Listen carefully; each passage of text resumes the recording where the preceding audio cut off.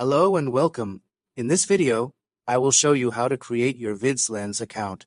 First, click the Get Started button to open the sign-up page. The registration form is simple. Enter your name. Please note that VidsLens currently supports Gmail addresses only. And add your email address and create a strong password. Re-enter your password to confirm it. Then complete the Google Recapture verification.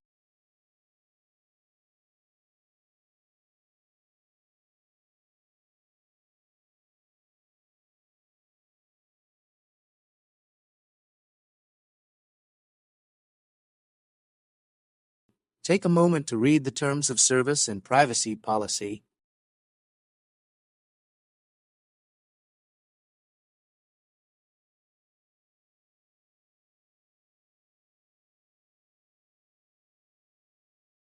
Once you have reviewed them, click the checkbox to accept both agreements. Now click Create Account. One final step remains before you can access your account: email verification. Open your Gmail inbox, where you will receive a verification email from VidsLens. Open the email and click Verify Email Address. Congratulations, your registration is now complete, and your VidsLens account is ready.